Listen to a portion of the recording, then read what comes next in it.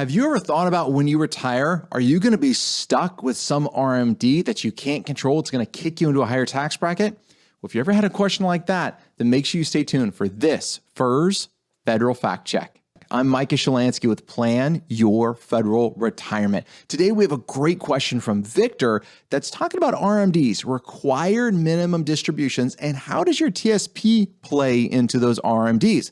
Let's dive in and take a look at his question. He writes in and says, if I retire at age 62 and supplement my monthly FERS pension by making small withdrawals from my TSP, let's assume $2,000 a month, would the IRS rules determine that it's now in a distribution status and permanently stuck the minimum required distribution every year?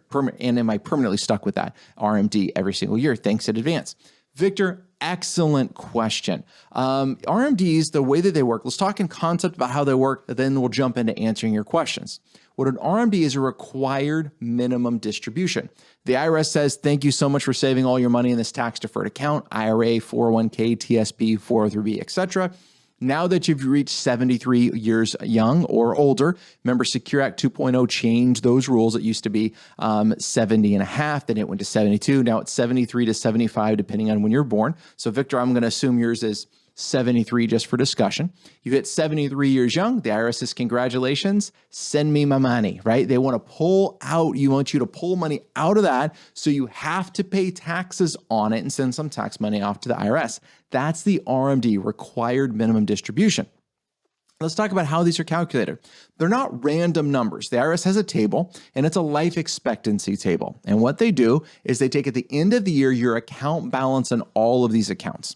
What's your TSP account? If you have any IRA accounts, all of your IRAs are aggregated together. What's the total balance of those IRAs? What's the balance of your TSP? Then it's divided by your applicable divisor. It's your life expectancy.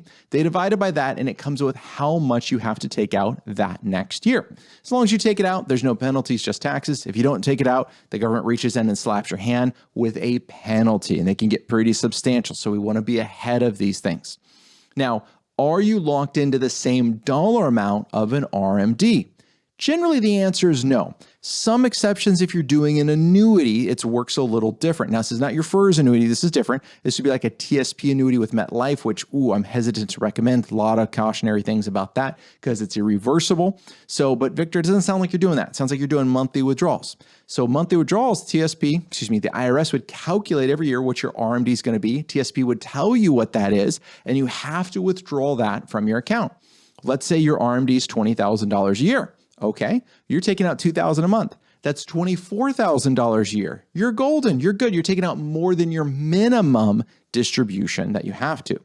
But let's say, because every year our life expectancy gets a little bit shorter, right? As we live, all of a sudden the RMD goes from $20,000 a year. After several years, now it's $30,000 a year. But you're still taking out $24,000. Do you have a problem?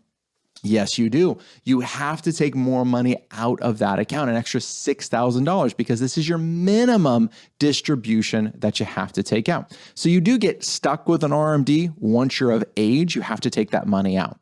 Now, keep in mind, RMDs are aggregate for TSP accounts is one bucket, and IRA accounts is another bucket. So that means you have to take an RMD from your TSP, and you have to take RMDs from IRAs. Now, if you have 12 different IRAs, it doesn't matter, or one, they all can be aggregated as if they were one, but they cannot be aggregated with the TSP. Those are separate accounts for RMD things.